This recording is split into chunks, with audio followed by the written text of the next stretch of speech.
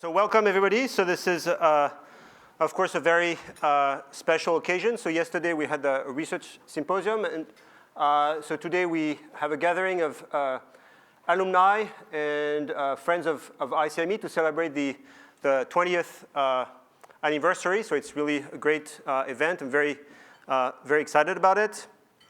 So I'm going to change a little bit the order of the program just to accommodate our dean's schedule. So she will be the first speaker, and then I'll follow up.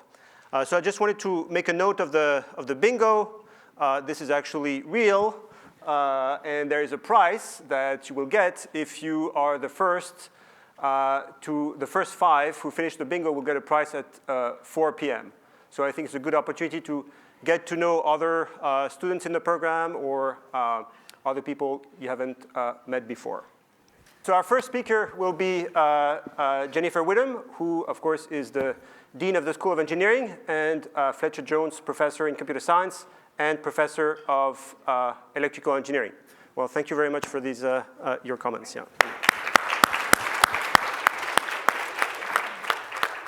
All right, thank you, Eric.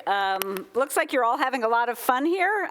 It's great to welcome you to this part of the 20th anniversary of Stanford's Institute for Computational and Mathematical Engineering, so ICME. ICME, when it was formed, I would say kind of took a bet that mathematical modeling, computational methods, and data science, even though the term wasn't being used widely at the time, but took a bet that those would become fundamental to many fields, not just engineering, but really across medicine, social sciences, and beyond. And so that bet was taken, and I think we should all agree that that bet was actually correct, and really in spades. Winding back, Stanford has a long track record of excellence in advanced numerical methods. I just enjoyed lunch with some of the folks that you'll hear from later from the early days of Stanford's work. We all remember Professor Gene Golub. He was a giant in the field, and the SCC program that he led was also extremely well known and successful, although I could not remember what SCCM stands for, so someone needs to tell me. Scientific Computing and Computational Mathematics, all right. And I don't need to tell you all that one of the secret sauces of ICME is that it operates at the intersection of theoretical rigor and real-world applications. And I would also say if anyone ever doubted that computational methods could have huge societal impact, they can just check out what ICME faculty and students are doing these days. Contributions to healthcare diagnostics, climate modeling, and many other areas. I'm told that plans for the future in ICME include life sciences, large-scale experimental facilities, fintech, and quantum computing. So that will be next year's agenda, I guess, and then after that you'll figure out what comes next. I do want to talk a little bit about ICME students, and I'm sure some students are here. ICME students are known as creme de la creme. I mean, truly, they are known around campus. ICME runs a very rigorous selective admissions process, that's known as well, and ensures a community of super bright, very dedicated students. Faculty across campus love it when they can get an ICME student in their group.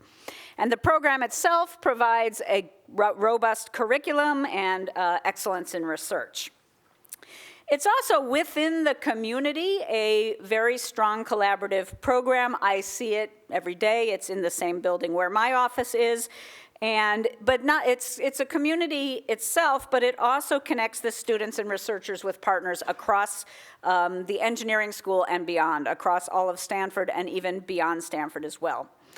I would be remiss if I didn't mention the industrial connections that ICME has had all along, and that has many facets to it. It certainly provides opportunities for students, for internships, for employment. It provides pathways for translating research directly to practice, but it also goes the other way and helps make sure that the work that's being done is relevant and impactful.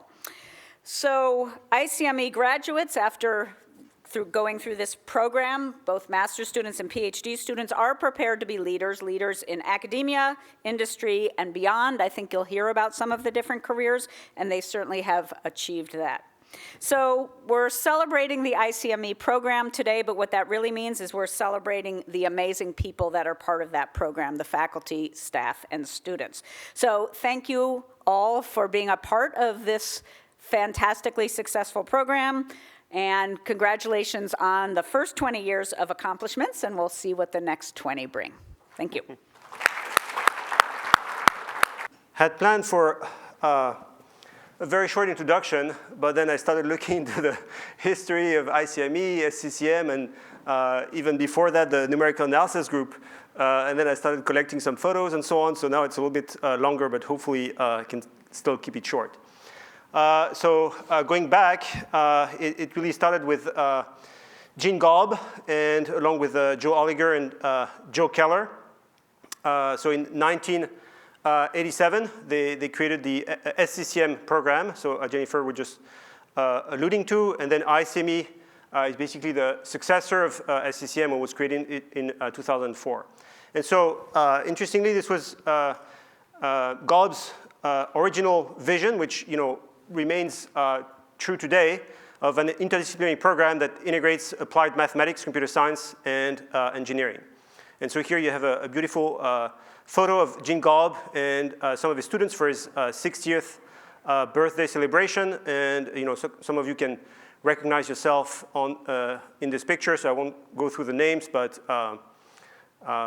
well, perhaps just Nick Trefethen with his mustache was noteworthy on this picture. But it's... I should name them all without saying the caption. Ah, okay.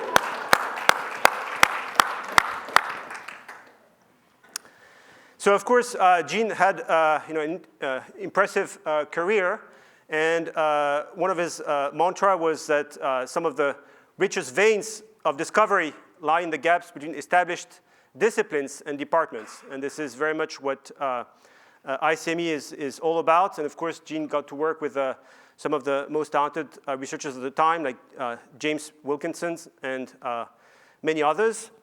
And so today, for this 20th celebration, we have a privilege of having several members of the Serra House present today. And so this is a little bit where, to some extent, computational mathematics started, the Serra House. And this is where the numerical analysis group was housed in the 1970s, and George Forsyth and Gene Gaub were in particular in this building. And again, here a picture from 1975 with Joe Oliger and Tony Chen, who is present today. So of course, I wanted to figure out where Serra House is. So the name of the building actually has changed, but I guess Google Map is not up to date because if you search up Serra House, you'll find it. Interestingly, this is not actually the original location of Serra House. By some magic, they actually moved the building. So it actually used to be a different place on campus. But now it's by the Tresidder parking lot facing Flomo.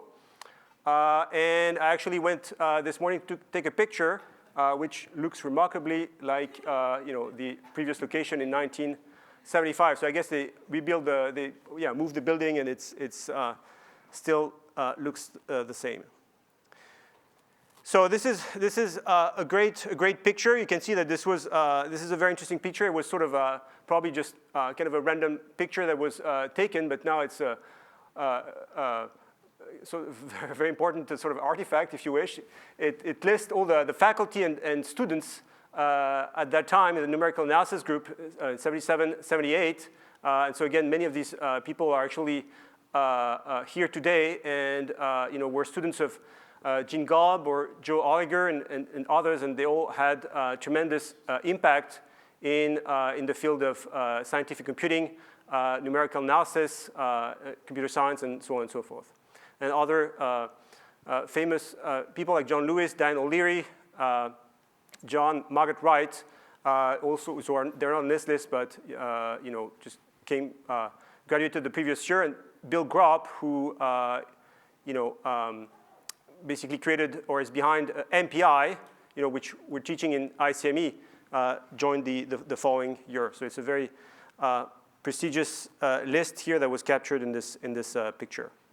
And so again, I picked this picture because it looks so great, and again, a lot of the people from Serra House and people who are here today are featured on this picture here with Gene Gobb, Bill Karn, Eric Gross, and so on and so forth. Nick Trefethen.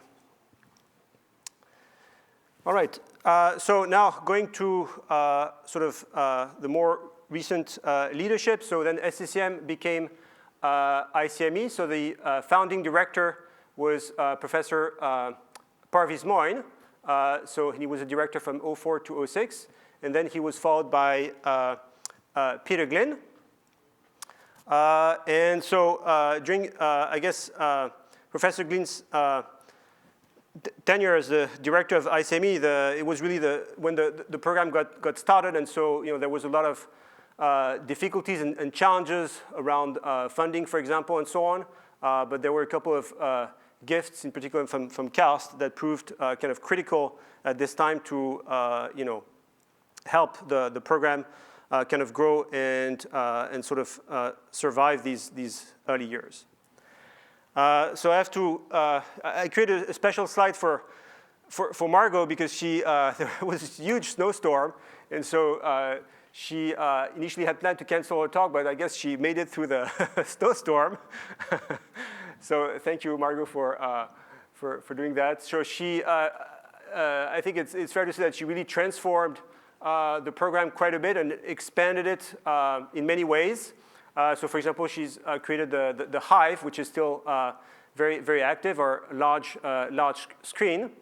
And also I want to mention that ICME was behind many of the very successful research centers at Stanford, such as PSAP, and which is funded by the Department of Energy, and then HPCRC, funded by the Army.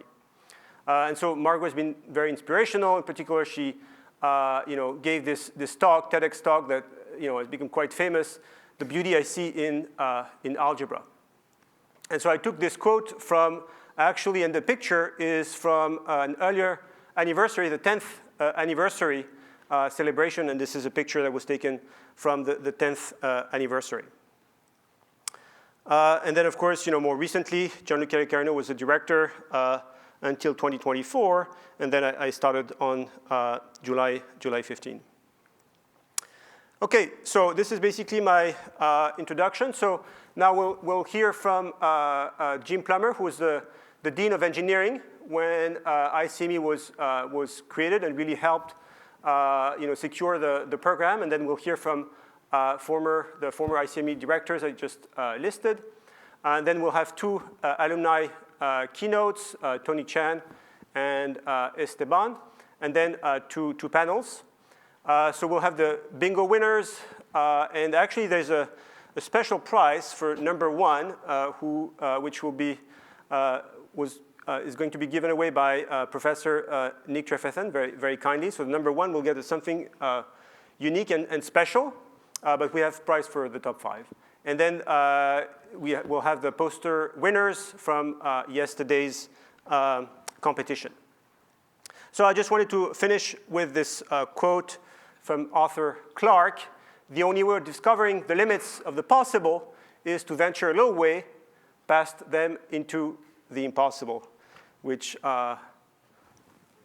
hopefully ICME is indeed trying to do. All right, so let me switch slide deck, and let's welcome Jim Plummer, who is the former Dean of Engineering and sort of oversaw the birth of ICME. Thank you. Well, it's a great privilege and a pleasure to be here and help celebrate this really important occasion. I think we should all be very proud of what ICME has accomplished over the last 20 years. When Eric asked me to just take a couple minutes at this gathering, I it caused me to go back and look at some of my emails from 2002 and 2003 when we were trying to think about creating ICME and what it should become. And it was actually quite interesting to sort of relive history. You know, the discussions about what we should do about computational mathematics in the School of Engineering predated me being dean. John Hennessy, when he was dean before me, spent lots of time thinking about, you know, how the school should take the SCCM program, which was in computer science, and expand it to have a bigger impact throughout the entire School of Engineering. And so when I became dean in 1999, of course, I do what deans do. I formed committees, right, to faculty committees to think about this and talk about it and debate it. And boy, those 2 or 3 years were thoroughly enriching and interesting years because we had all kinds of proposals, all kinds of discussions, all kinds of debates and occasional arguments about what the best strategy would be going forward. The thing that bound us all together was the realization that we simply had to do something, you know, that this was going to be such an important field for all of engineering that we really had to put in place a structure that was going to allow all of our students in the School of Engineering and all of our faculty to become much more aware of the opportunities and the capabilities involved in computational mathematics. So we considered creating a new department. We considered expanding the SCCM program in the Department of Computer Science, and we thought about an institute. And in the end, the idea of the institute, which would have a home base in engineering but would reach out much more broadly to Stanford, was the organizational structure that we agreed would work best. And I think, you know, over 20 years, it's probably turned out to be a good choice in terms of how we structured the programs. I remember during those discussions that there were many, many arguments put forward by various individual faculty and by groups of faculty about why this was an important field to develop a school-wide program in. And there were arguments about, you know, look, we really need an integrated curriculum that's going to talk about computational mathematics and its application to the many disciplines within the School of Engineering. And we really need opportunities to think about hiring faculty who are going to bring these kinds of skills into our individual departments. But, you know, the argument that made the most sense to me and was the most powerful to me as we thought about all of these issues was the argument that Stanford was missing something. And what Stanford was missing was the opportunity to recruit a cadre of students whose interests were in computational mathematics, but who wanted to apply these methods and these techniques to the important problems that were worked on throughout the School of Engineering and beyond. And the argument was made that we really actually weren't being all that successful in recruiting these kinds of students. And if we had an institute like ICME with a flagship up about how Stanford considered this to be a really important field, then we actually could be much, much more successful in recruiting these students. And so today, when I come to meetings like this, or I walk around the Wong Engineering Center and see the ICME headquarters, what I see are those students, and what I see are those people who have come to Stanford because of the opportunities in this discipline to apply their mathematical skills to the really important problems that the world faces today. So I think ICME has been a tremendous success due to the efforts of all of you, and I congratulate you, and I just really look forward to the next 20 years to see what's going to happen in that time period. So thank you very much.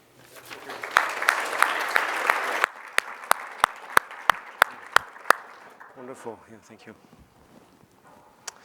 All right.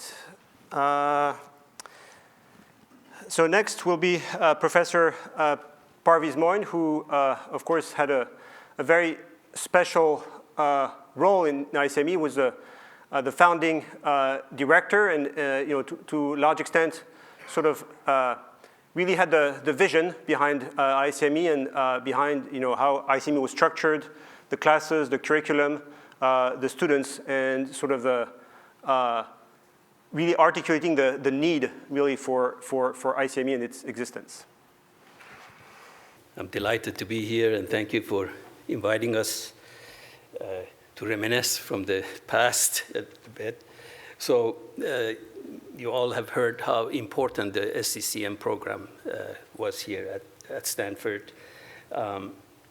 Stanford has had a very strong tradition of scientific computing over the years. And in fact, our computer science department was founded and chaired by George Forsythe, as you know, who was in mathematics first, joined Stanford in 1959, and then founded the computer science department. So the roots of that leadership that came here at Stanford and formed the computer science department, I think, was very apparent. Then, of course, you heard a lot about the Scientific Computing and Computational Mathematics Program, SCCM, here, which was led by Gene Golub, and who also was a chair of computer science department for a period of time. But I think it's fair to say that the interest in the computer science department in scientific computing shifted a bit. And I think as a result, I think as years went by, there were diminishing resources that were allocated to the scientific computing, as opposed to what computer science felt that was important to pursue. At the same time, in that era, scientific computing and computational physics was growing mostly, and in fact was considered quite significant at the national laboratories, at NASA, and at major industries. And I mean by major industries, the industries that make major large-scale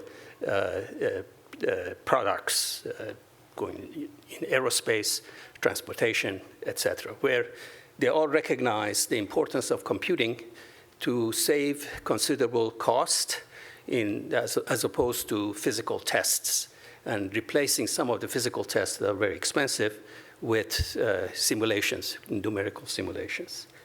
So that was becoming, at that time, it was becoming evident that computation was becoming an equal and indispensable partner in advancing scientific knowledge and also in engineering practice.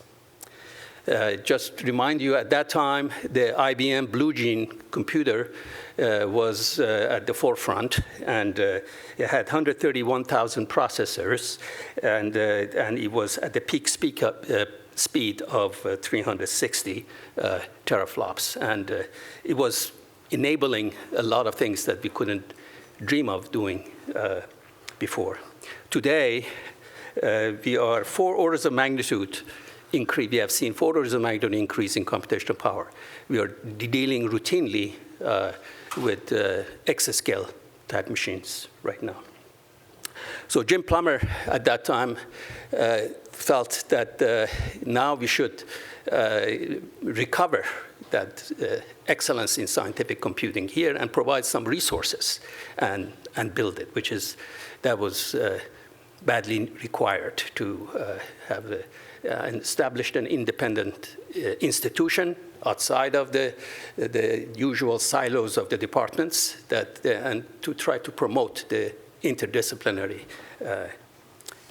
nature of it. And as Jim pointed out, there had a lot of debates whether we should have an institute like this. Some of us wanted a department, but it also looked like other departments. But in order to promote interdisciplinary research, we all agreed that the institute would be the right path to take. So institute goals at the time, we wanted to I'm going to go over the list of some of the goals that we put together, was to leverage outstanding expertise in computational mathematics, as you saw in SCCM, and to have a maximum impact on research focused on engineering applications that is also externally visible as a coherent entity. We wanted to leverage the strength in engineering applications, physical, biological, and earth sciences to focus and guide modern research in an education in computational mathematics. Have these applications inspire research in computational mathematics. Wanted to establish strong links between School of Engineering, Humanities and Sciences, Earth Sciences, and independent laboratories at Stanford. And one of the important goals was also to attract outstanding Stanford undergraduates to engineering and other quantitative sciences at that time. Another goal was, of course, to attract top graduate students interested in computational mathematics, as we pointed out earlier, by working with departments and attract similar cohorts of students to departments who wanted to use CM, computational mathematics tools in applications. One thing we wanted to do was to allow the School of Engineering to have a control over standardization and of a central component of its curriculum, which was going to be computational mathematics.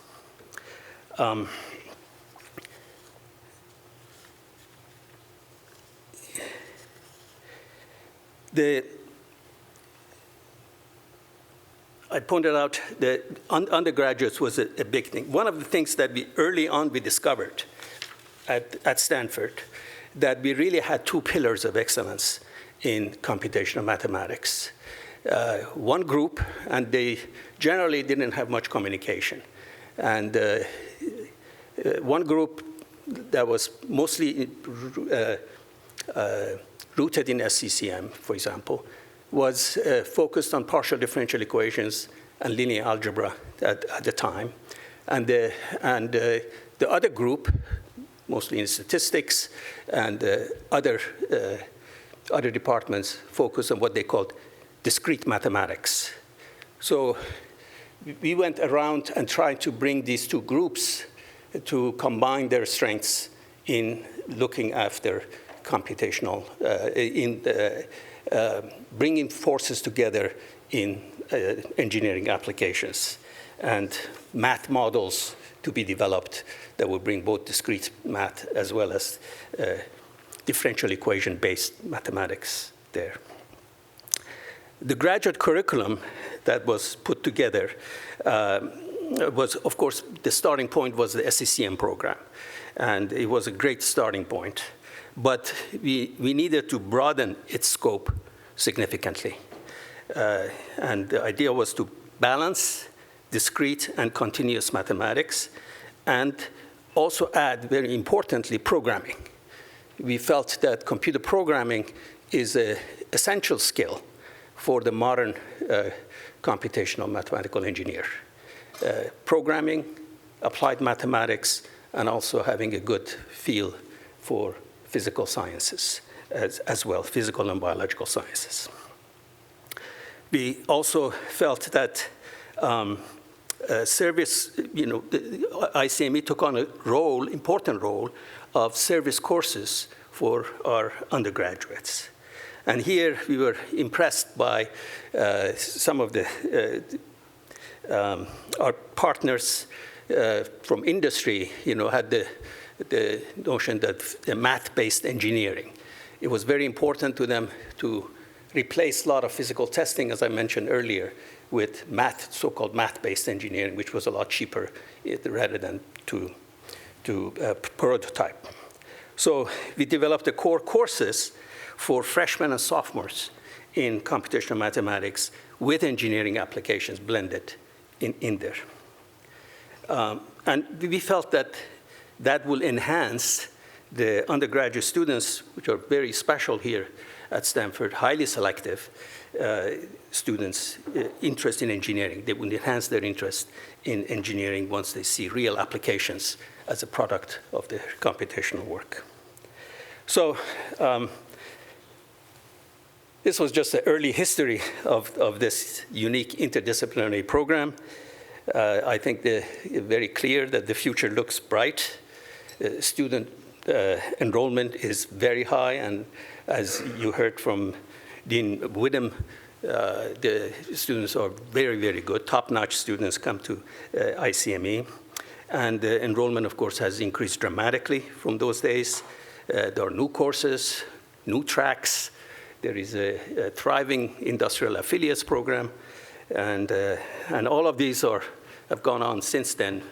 I finished in 2004-05 at that time. So I leave it to the very capable directors that led the program after my very short tenure, and they will all now share their insights and how ICME has developed over the succeeding years. Thank you. So Peter Glynn will be our next speaker. So he was the director of ICME after Professor Moyne. And so, there were a lot of challenges during that period, and a lot of difficulties. But I guess Peter was able to steer the ship right and see us through the storm and to clear skies, so to speak, in 2010. Thank you. Thank you so much, Eric. It's so wonderful to have an opportunity to speak to all of you today. I really treasure the memories I have of being director of ICME, and it was an exciting period. I was taking over from Parviz. The Institute was heading in a good direction, but it was still an infant, and at some level, maybe it was still a bit of an experiment when I started as director. But I think by the time that I finished as director, and certainly by the time that Margot took over, ICME had become an integral part of the School of Engineering. And I think at this point, nobody could imagine Stanford School of Engineering without an ICME being present. I think the secret sauce of ICME, frankly, is the institute structure. We have a phenomenal set of students that are attracted to the fundamentals that are taught as a part of the ICME core, but then students recognize that they have a huge number of different applications domains into which they can go and do their PhD work or research. And that's really exciting, I think, for a lot of students. They're students that know that their heart is in the area of computation and mathematics, but they don't know which applications domain maybe they want to enter into. And ICME gives students a couple of years to think through what sort of impact area they want to make their career in. And I think that attracts to Stanford a very unique and amazing group of students. And probably the single thing that I enjoyed most as director, and that I've enjoyed when I've taught ICME classes, is just the quality of the students and the excitement that all of you bring into the classroom. And that meant a lot to ICME during my tenure as director, in part because that excitement also translated into the relationships that students formed with their advisors. So the faculty that had an opportunity and have had an opportunity over the years to work with ICME students, virtually across the board, find the ICME students to be a very unique cohort, students that are really fun to work with, students that bring a unique set of skills into their research groups and allow their research groups to do things that they couldn't have done otherwise. And all of that got transmitted back to Jim Plummer as dean at the time, and I think he quickly understood that ICME was bringing something very unique to the table. Now, there were some hiccups along the way. Eric mentioned one of them earlier. Many of us, at least the older ones of us here, have a recollection of the financial crisis of 2008, 2009. That hit universities hard also, endowments in particular.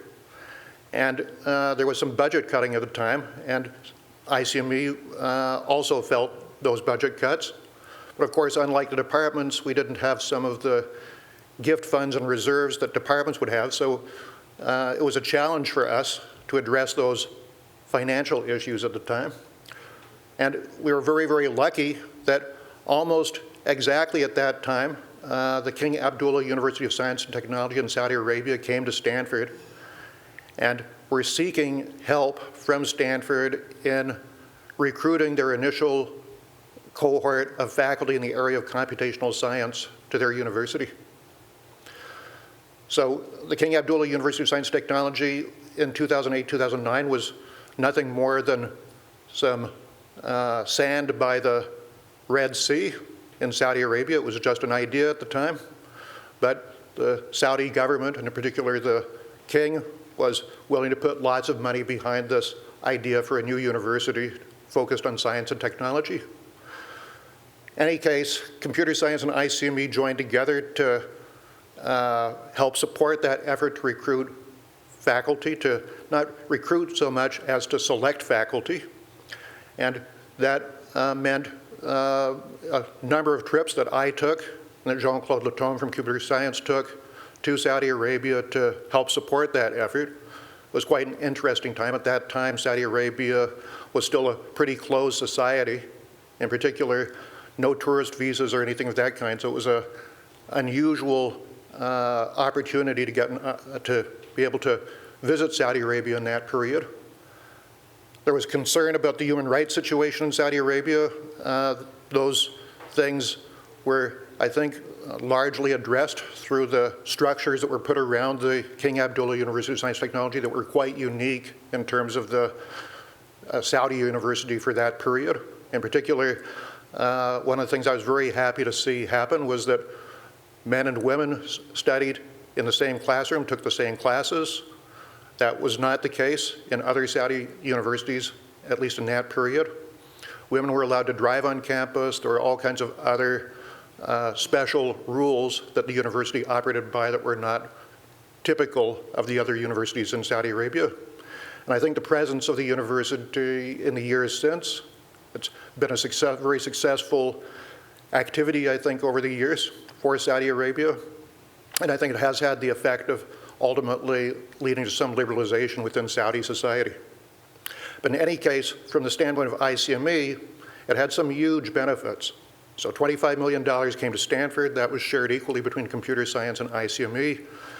$5 million of that went to administrative expenses, $10 million to shared research projects, $5 million to ICME, $5 million to computer science faculty, and another $10 million, $5 million of gift to ICME, $5 million of gift to computer science.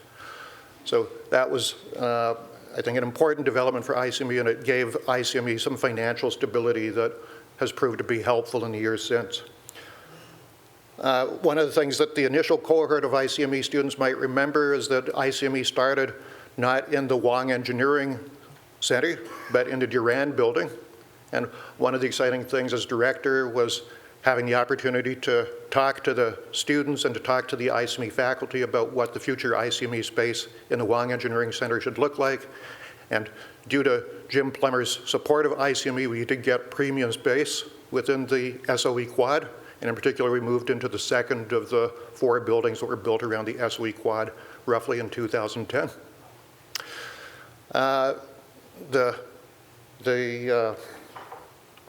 As I said earlier, the students at ICME have been a fantastic part of being a director. I think Margot will have more to say about that next. Maybe I'll just say a little bit about the transition from my directorship to Margot. It wasn't a completely obvious thing, even though Margot is an amazing presence, and I knew in my heart of hearts that she would be a fantastic next director for ICME, so I strongly advocated for her with Jim when it came time for me to move on from my directorship of ICME. The thing that made it slightly not so obvious was that Margot did not have her principal appointment in the School of Engineering. So it took a bit of convincing, I think, for Jim to recognize that Margot is such a unique individual and so well placed to lead ICME that we should ignore that little peccadillo. In any case, I'm very, very pleased to introduce Margot as the next speaker in this series. All right, Margot. thank you very much. Yes, so Margot will be our next speaker, and of course, she's somebody very, very special for the program. She's very charismatic, and she was well, I'm going to say probably most loved among the students. And she led to tremendous transformations in ICME, and really a lot of things that we have today, like the strong affiliates, the Hive, the research symposium, and just a lot of initiatives that she undertook are basically still here today, and sort of she really shaped the program in the way it is today. So thank you very much. Thank you. Thank you. Well, you know, Eric is French, and that means that he's getting very nervous now because we're 14 minutes past schedule. So, but I cannot make up, you know, minus 14 minutes, Eric, so I'm going to say a few things. But luckily, when you're later in the sequel, then you sort of play talk or comments bingo, and you say, oh, Parviz mentioned this, Jim Plummer mentioned that. I don't have to do this anymore. So I have very few new things to say, but so I'm just going to make some personal comments, and because this is a very special day for me. 33 years ago, Jim Lambers over there and I were very nervously preparing for our first exams in SCCM. We were 91 new students, and we were taking 302 with Jean Gollop. And that was the most nerve-wracking experience of my life. And now I'm back here as ex-director and official old fart. And it's just amazing. You know, more than half of my life very closely associated with this program. And for the life of me, did I think I would ever get there. In fact, I almost didn't, because in that same fall of 1991, I was indebted to Jean because he accepted me to the program, but he was also kind of a peculiar man to deal with sometimes, and I wrote a very negative email about him that I wanted to send to a friend and accidentally sent to him. So I was admitted in 91, and I almost got fired immediately. It certainly wouldn't have been here. Funnily enough, then 5 years later, I defended my thesis the same day Jean got married, so clearly we made up and we were friends. And then I moved away to New Zealand. I made some disparaging remarks about SCCM management while gone, and was declared by Jean a persona non grata. But somehow 5 years later, when I came back to Stanford, we made up and I was forgiven. And in 2010, I was asked to be director, which was amazing for me. It was a perfect time to come back to Stanford in 2001, because I was also part of the discussions around establishing ICME, and that was just tremendous. And thanks, Jim, for helping us that way, and thanks very much to Parviz for his vision for ICME as institute, which has been such a fantastic design decision. He's good at that, so that was great. And then, of course, as you heard, thanks for Peter Glynn to putting us on very solid financial ground, very smart move. So by the time I took over in 2010, it was just playtime. You know, we were in good financial situation, which was amazing. We had the support of the school, and I could come in and have some fun, and I did. I owe a lot to ICME. I found husbands there, lovers, friends for life. I did a lot of teaching, and I had tremendous fun also with the students. And together with all of the faculty, which certainly deserve a lot of kudos, but also amazing staff. And Karen, are you still here? Yeah, so Karen is one of them. But we had such incredible staff, and with Karen Matthews, who is now in the Department of Biomedical Data Science, and Judy Logan, and Antoinette in the front office, and Indira, who is an incredible student advisor, and also Emily Roberts, who was an amazing manager of the department and still very much missed. She passed away while I was director, and we still miss her. And Brian Tempero and others, you know, the staff was just incredible. And we built a lot of really nice programs, including the affiliates program, which was the brainchild of Karen and myself and some of the other faculty, to really build that out with all the associated programs. For some reason, we really liked the X at the time, so we built programs called Extravaganza and Extrapolate, and what else was did we do? An expo, yeah, crazy. We designed a logo, so hey, that's something to be proud of. Build the hive and so on. Really worked on the master's program, which needed strengthening, and so on. So it was a wonderful time, and again, without all these giants that had built up, Jean Golub and others, Parviz, Peter Glynn, who did an amazing job in those 4 years. They were very scary years, and he always undersells his efforts there. So I'm really indebted to you, Peter. And also folks like Walter Murray, who was always there really for folks, for students. He's not here today. Michael Saunders, who we call sort of part of the ICME furniture. Amazing, amazing contributions that he made.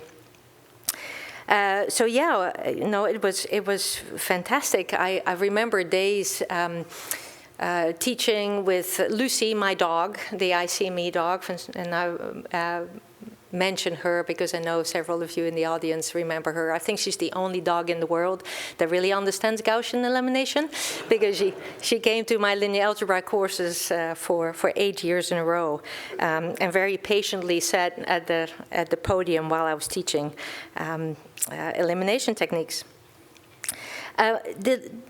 With everything that's already said, let me just talk a little bit about the students. So a lot of you know I'm overwhelmed seeing so many of my students, students I know very well, students I scared the bejeebies out by teaching and insisting on qualifying exams and so on, and admitting, and who have now become these incredible colleagues, and I'm so very proud. But the students really are amazing, as people have said, because of the really strong foundational skills they have, their interest in advancing fields in science and engineering, and just think about how courageous that is as a mathematician or numerical analyst to go to a field you feel like a complete fake in, because you didn't study that. So the ICME student going to, say, Charbel Farhad or God forbid, Parviz Moin, Center for Terminus Research, and making contributions there. Now, while working with students who know much more than they do about these applications, but thriving and contributing unique aspects, there's a special kind of student. Very courageous students. I also found ICME students often incredibly interested in learning, not just about research elsewhere, but also personal development. The interest in teaching the students always had, that allowed us to teach a lot of short courses, to make money for ICME also. And I'm looking at one of the original contributors there, Nick Henderson here, for example. But so many others. I see you over there. People who have helped out tremendously by teaching and really interested in becoming a better teacher, becoming leaders. Becoming leaders in the field, becoming leaders in academia, becoming leaders in industry. It's really quite tremendous, and it's been an incredible honor to work with all of you. So now that I'm a pensioner and I'm sitting in my garden after weeding it a little bit and, knitting a sweater maybe, talking to my husband and my other dog, my new dog, about my past life, I have an enormous amount of gratitude. All of you made me want to be a better person. Made me want to be a better teacher, a better mentor. I learned so much from you, and I'm indebted to all of you. I'm thrilled to be here, and I'm so happy that ICME is in good hands. I'm incredibly thankful to Gianluca Iaccarino for taking over from me in 2018 and managing ICME through the COVID years, which I was spared, and now for Eric for taking over the reign from Gianluca. Eric has been in ICME for many, many years, over 2 decades, and I know his heart is in ICME, so I'm very happy to see him take over the reign. So thanks for having me here. I'm glad I made it, despite the snowstorm, and I look forward to panels. Thanks, Eric. Great, thank you.